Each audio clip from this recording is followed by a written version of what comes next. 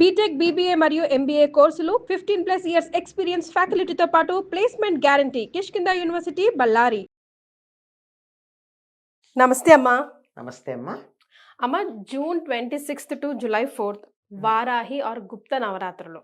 So అమ్మవారి విశిష్టత గురించి, ప్రాముఖ్యత గురించి తెలుసుకుందాం. అమ్మా,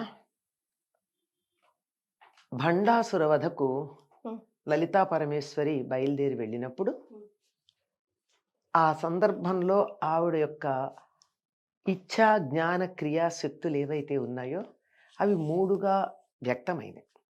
ఇచ్ఛాశక్తి, భండాసురుని సంహరించాలనేటటువంటి ఇచ్ఛ అమ్మవారు. జ్ఞానశక్తి అంటే ఆలోచన చేసి ఎట్లా సంహరించాలి, ఏం చెయ్యాలి అనేటటువంటి ఆలోచన మంత్రిని, ఆవిడే శ్యామలాదేవి. ఒక పని చేయడానికి ముందు ఆలోచన ఉండాలి కదా. బాగానే ఆలోచన చేశాను, దాన్ని క్రియగా మలచకుండా ఇక్కడ కూర్చొని నేను ఆలోచన చేశానంటే పని జరుగుతుందా? అటువంటి క్రియాశక్తి ఆవిడ దండనాథ, సేనా నాయకురాలు. ఆవిడ్ని వారాహి అంటారు. ఈ మంత్రిని అని చెప్పబడేటటువంటి ఈవిడ జ్ఞానశక్తి శ్యామలాదేవి. ఈవిడికి ఉండే సేనా నాయకురాలు, ఈవిడ పేరు వారాహి, వార్తాళి, పంచమి, ఇలాంటి పేర్లు ఆవిడకి ఎన్నో నామాలు ఉన్నాయి. 12 నామాలు ఉన్నాయి వారాహి అమ్మవారికి. ఈ వారాహి దండనాథ, ఆవిడ పేర్లలో ఇదొకటి దండనాథ. దండనాథులు అంటే ఏమిటి? దండం చేత్తో పట్టుకున్నాడు. దండం చేత్తో పట్టుకున్నారంటే అర్థం ఏమిటి? దండం దశగుణం భవేత్. దండం అన్నది 10 గుణాలని తీసుకొచ్చి పెడుతుంది. అంటే చేత్తోనే కర్ర పుచ్చుకుంటే అప్పటిదాకా ఉన్న వేషాలన్నీ పోయి నీ మాట వింటాను అంటారు చిన్నపిల్లలైనా. చేతిలో బెత్తం ఉంటే చాలు కదా. దీనికి సంకేతంగానే మనం గనక గమనించినట్టయితే ఈ పోలీసులకి వాళ్ళందరికీ కూడా చేతిలో కర్ర ఉంటుంది, లాఠీలు ఉంటాయి. లాఠీతో కొడతారా అంటే మామూలుగా వీళ్ళు కొట్టచ్చు, చిన్న స్థాయిలో ఉన్నటువంటి వాళ్ళు. కానీ అధికారులు కూడా చేతిలో కర్ర పుచ్చుకుంటారు. ఇప్పుడు ఆ కర్ర వాడినట్టు ఉండదే, చాలా అందంగా, అలంకారంగా, షైనీగా, బ్రహ్మాండంగా ఉంటుంది. అది సంకేతం. అధికారాన్ని చలాయించటానికి సంకేతం దండం. అందుకే రాజదండం.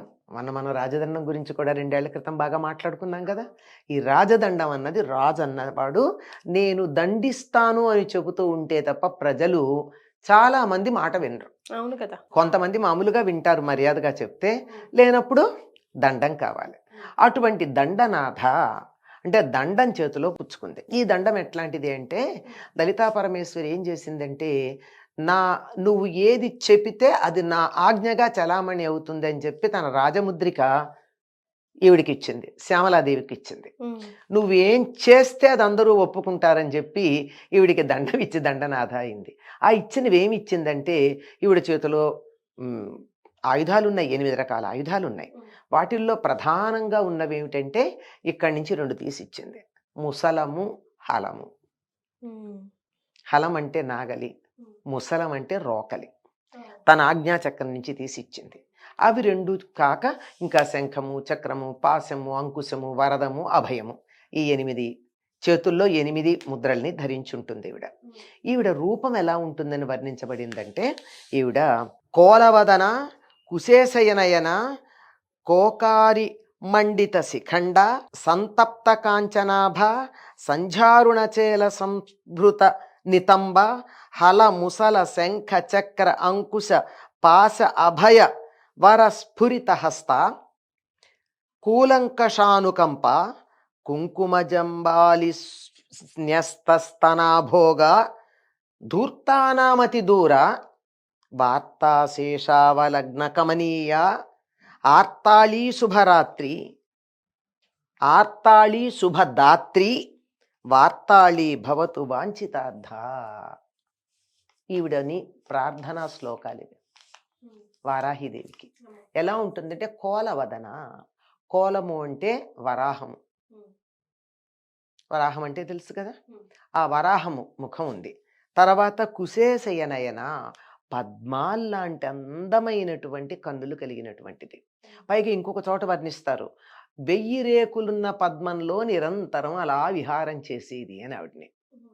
ఆ తరువాత మంచి చంద్రుడు తన శిఖ మీద అలంకారంగా కలిగినటువంటిది. ఎలా ఉందిటంటే రూపం నలుపే గాని దాని నుంచి వచ్చేటటువంటి కాంతి ఎలా ఉందంటే కరిగించిలా ధారగా పోస్తున్నటువంటి బంగారం లాంటి కాంతి కలిగిందిట. సంతప్త కాంచనాభ, కరుగుతూ ఉన్నటువంటి బంగారంలాగా మెరిసిపోయేటటువంటి కాంతి కలిగింది. అంటే నల్లని శరీరం నుండి కూడా అటువంటి కాంతి వస్తుంది. పైగా సంధ్యాకాలంలో ఉండే ఎర్రని రంగు కలిగినటువంటి వస్త్రాన్ని ధరించినటువంటిది.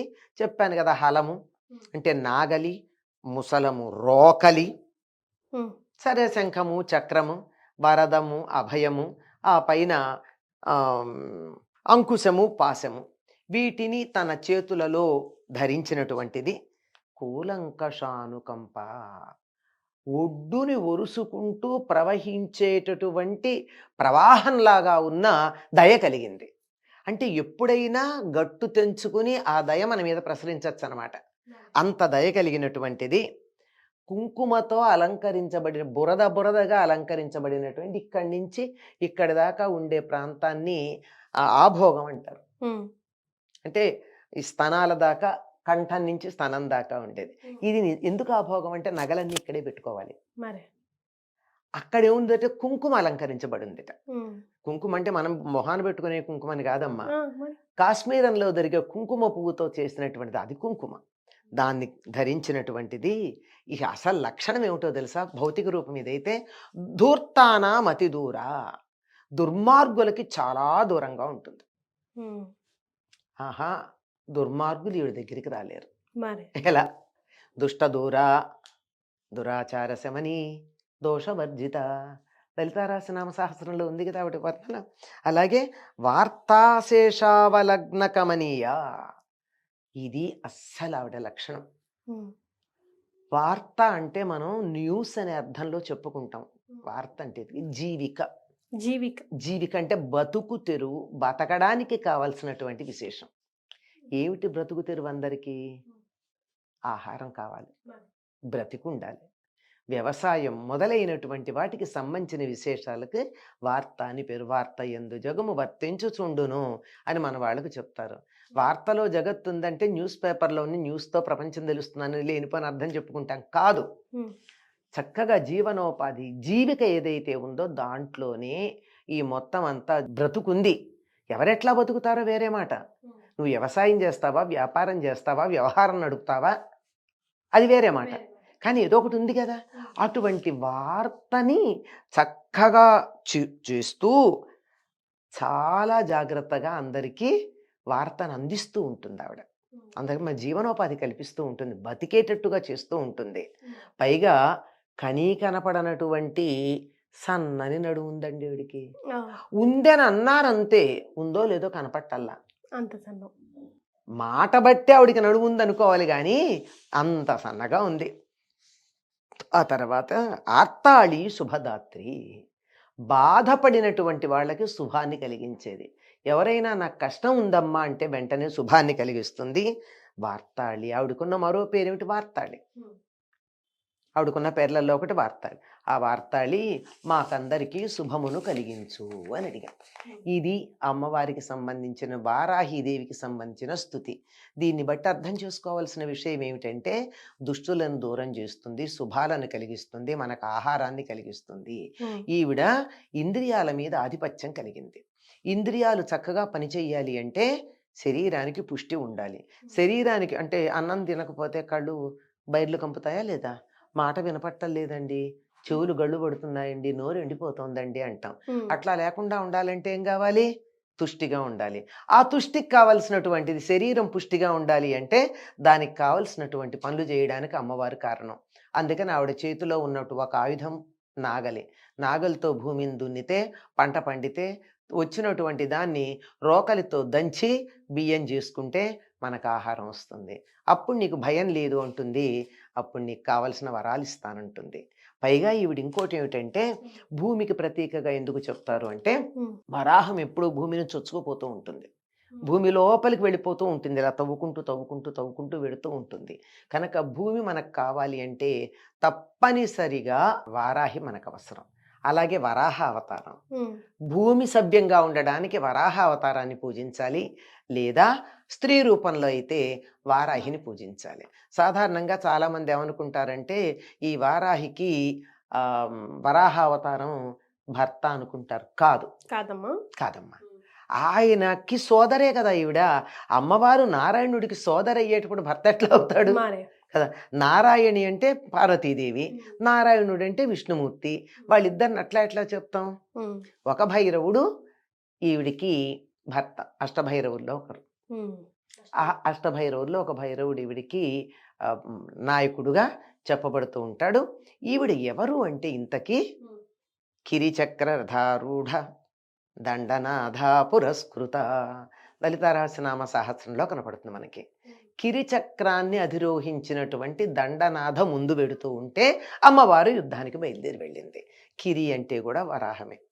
వరాహాలు అనేటటువంటి చక్రాలు కలిగినటువంటి రథాన్ని అధిరోహించినటువంటి దండనాథ సేనానాయకురాలు ఈవిడ. సేనానాయకురాలు ముందు నడుస్తూ ఉంటుంది. ఆవిడ వల్ల అలా ముందుకు వెళ్ళినట్టయితే విశుక్ర ప్రాణహరణ వారాహి వీర్యనందిత, విశుక్రుడి చేత సంహరించబడినటువంటి వారాహి యొక్క పరాక్రమాన్ని చూసి సంతోషించింది అమ్మవారు. ఈ విశుక్రుడెవరు? భండాసురుడికి ఇద్దరు సోదరులు ఉన్నారు. ఒకడి పేరు విషంగుడు, ఒకటి పేరు విశుక్రుడు. విషంగుడు అంటే చెడ్డ స్నేహాలు చేయించేవాడు. విశుక్రుడు అంటే చెడ్డ స్నేహాలు, ఆడవాళ్ళు మగవాళ్ళు కాకుండా మగవాళ్లతో ఆడవాళ్ల స్నేహాలు చేయించి శుక్రధాతువుని వ్యర్థం చేయించేవాడు విశుక్రుడు. శుక్రధాతువు ముందు వ్యర్థమైతే ఏం జరుగుతుందో తెలుసా అమ్మా? వివాహానికి ముందు సంతానం బలహీనంగా కలుగుతుంది. అందుకని బ్రహ్మచర్యం పాటించిన వాళ్ళకి మాత్రమే, వివాహం వరకు బ్రహ్మచర్యం పాటిస్తేనే మంచి సంతతి కలుగుతుంది. బలహీనులు, రకరకాలైనటువంటి దోషాలు కలిగినటువంటి వాళ్ళు కలగడానికి కారణం శుక్రము వివాహాత్పూర్వం వృధా కావడం. ఈ పని చేయించేటటువంటి వాడు విశుక్రుడు. అటువంటి విశుక్రుణ్ణి సంహరించింది అంటే ఈ జాతి ఏదైతే ఉందో ఈ జాతి ఇక్కడికిక్కడ కొనసాగకుండా బలహీనపడేటట్టుగా చేసేటటువంటి వాడు విశుక్రుడు. మనం ఇప్పుడు వింటూ ఉన్నాం, చాలా మనకి వైక్రోమోజోమ్ నశించటానికి ఎన్నో రకాల ప్రణాళికలు. వాడిని విశుక్రుడు తప్ప ఇంకేమంటాం? అటువంటి వాణ్ణి పోగొట్టేటటువంటిది వారాహి. వర అహము. వర అంటే శ్రేష్టమైన, అహము అంటే నేను అనేటటువంటి భావన. శ్రేష్టమైన నేను అనే భావన కావాలి అంటే నేను తలెత్తుకొని ఉండగలగాలి. నేను అని నీరసంగా దీర్ఘాలు తీసుకుంటూ ఉంటే అది వరాహం కాదు, నీచాహం. మన జాతి ఆ నీచాహ స్థితి నుండి వరాహ స్థితికి రావడానికి విశుక్రుణ్ణి సంహరించిన వారాహి అవసరం అవుతుంది. సో వారాహి అమ్మవారిని అందరూ ప్రతి ఒక్కరు కూడా ఆరాధించవచ్చామా? అమ్మ ఆరాధించటం అంటే నమస్కారం చేసుకోవచ్చు, పూజ చేయొచ్చు. ఎందుకు చేయకూడదమ్మా? ఇప్పుడు అమ్మవారు ఉదాహరణకు చెప్పుకుందాం, మనకి సైన్యాధిపతులు, త్రివిధ దళాధిపతులు ఉన్నారు. వాళ్ళకి ఇవ్వాల్సిన గౌరవం వాళ్ళకి ఇవ్వాలా అక్కర్లేదా? ఇవ్వాల్సిందేగా. వాళ్ళకి పైన ఎవరున్నారు? రాష్ట్రపతి. ఇక్కడ జనరల్ మాటలు మనం మామూలుగా చెప్తే రాష్ట్రపతి ఎదురుగా నువ్వు త్రివిధ దళాధిపతుల్లో ఏదో ఒక దళానికి అధిపతి వస్తే ముందర ఆయనకి నమస్కారం చేస్తావా? రాష్ట్రపతికి చేస్తావా? రాష్ట్రపతికే చేస్తాం కదా. అంత మాత్రాన వీళ్ళని తక్కువ చేశామా? లేదు. వీళ్ళకి ఇవ్వాల్సిన గౌరవం, వీళ్ళకి ఇవ్వాల్సిన మర్యాద, వీళ్ళకి ఇవ్వవలసిన పొజిషను ఎట్లా ఇవ్వాలి, ప్రధానం అక్కడ. అలాగే వారాహి పూజలు చేయండి, తప్పనిసరిగా చేయండి. ఎందుకంటే ఈ వారాహి ఎంత గట్టిగా ఉంటే భండాసురుణ్ణి సంహరించే లలితా పరమేశ్వరికి అంత హాయిగా ఉంటుంది. ఎందుకంటే ఆవిడ పని కొంత తగ్గుతుంది కనుక. పైగా పని తగ్గడం కాదు, ఎదుర్కొనడానికి కూడా ఢీ అంటే ఢీ అనడానికి తగిన స్థాయి వాళ్ళు ఉండాలి కదా. వీళ్ళు 6 నెలలు సాము చేసి మూలనున్న ముసలమ్మని కొడతారా? ఎవరి స్థాయి వాళ్ళతో వాళ్ళు వెళ్ళాలి. కనుక ఈ వీడి దగ్గర ఉండేటటువంటి తమ్ముళ్ళు సేనా నాయకులుగా వస్తే వాళ్ళను సంహరించాల్సింది ఈవిడ. ఉమ్, కనుక ఇప్పుడు వారాహి అవసరం ఎంతుందో మీకు అర్థం కావాలి. ఈ జాతి బలంగా ముందుకు కొనసాగాలంటే, విశుక్ర సంహారం జరగాలి అంటే, ఈ జాతిలో ఉన్నటువంటి జన్యువులు చక్కగా ముందు కాలాలకి సరిగ్గా కొనసాగాలంటే విశుక్ర సంహారం జరిగి వారాహి అమ్మవారు విజృంభించవలసినటువంటి అవసరం ఉంది. కానీ వారాహియే ప్రధానం అనుకుని లలితా పరమేశ్వరుని పక్కన పెట్టకూడదు. అదేలేండి. అక్కడ వస్తోంది సమస్య. తప్పనిసరిగా ఎవరిని పూజించాలన్నా 9 రోజులు మనకి ప్రధానం. 9 పూర్ణ సంఖ్యగా చెప్తారు. కనుక ఒక దీక్ష పూర్తి కావాలంటే 9 రోజులు. వారాహి అమ్మవారిని పూజించాలంటే కూడా 9 రోజులు పూజిస్తారు. ఈవిడికి పంచమి అని పేరుంది. ఎందుకంటే సప్తమాతృకల్లో ఈవిడ 9వది. ఉమ్, విష్ణుమూర్తి అవతారమైన వరాహము యొక్క శక్తి వారాహి. ఉమ్, మనం చెప్పుకుంటాం కదండి, బ్రాహ్మి మాహేశ్వరి కౌమారి వైష్ణవి వారాహి అని చెప్పేట 5వ మాతృక ఈవిడ. ఈవిడ్నే వార్తాళి అంటారు, అంటే జీవనోపాధి కలిగించేటటువంటిదని. అలాగా దండనాథ, సంకేత, సమయపాలిని. కానీ అమ్మవారి రూపం గురించి భలేగా చెప్పారమ్మా. అంటే ఊహించుకోవచ్చు అనమాట, క్లియర్ పిక్చర్. ఎంత అందంగా ఉంటుందో వారాహి రూపం. మీరు ఎప్పుడన్నా చూడాలంటే కరీంనగర్ దగ్గర ఒక క్షేత్రం ఉందమ్మా, అక్కడ ఉంటుంది అమ్మవారు. కానీ భూదేవి కూడా ఉంటుంది అక్కడ. ఆ రూపాలు చూస్తే నాకు రాబుద్ధి వల్ల గబగబా వాళ్ళని అడిగి తలుపులు తెరిపించేసి ఎత్తుకుందాం అనిపించింది. అంత అందంగా, అంత ముద్దుగా ఉంటాయి. అంత చాలా అందమైనటువంటి రూపం అమ్మ వరాహ రూపం, తక్కువదేం కాదు. కాకపోతే ఈ వారాహి కొంచెం భయంకరంగా ఉంటుంది అని ఒక లోకంలో ప్రథ ఉంది. అది అపప్రథే. ఎందుకంటే అప్పుడప్పుడు కోపం తెచ్చుకోపోతే ఎట్లాగమ్మా? పిల్లవాడి మీదకి ఏ కుక్కో వస్తోంది, తల్లి ఆయ్ అని కుక్కను అరుస్తుంది, పిల్లవాడిని కాదు కదా. ఆవిడ అక్కడ రౌద్రంగా ఉంటేనేగా వీడికి రక్షణ. కనుక అలా ఉంటుంది. కాకపోతే నిరంతరం ఆ విధంగా ఉండే రౌద్ర రూపంలో ఉన్న అమ్మవారిని మాత్రం నిరంతరం ఆరాధించకూడదు. ఎందుకంటే దేన్ని ఆరాధిస్తే ఆ రూపం మనకు వస్తుంది కనుక మనం కూడా అందరి మీద అలా కోపం తెచ్చుకుంటామేమో. అందువల్ల ఆ సమయంలో మనం ఆరాధించవచ్చు అంతవరకు. రైట్. చాలా సంతోషం అమ్మ. ధన్యవాదాలు. నమస్తే.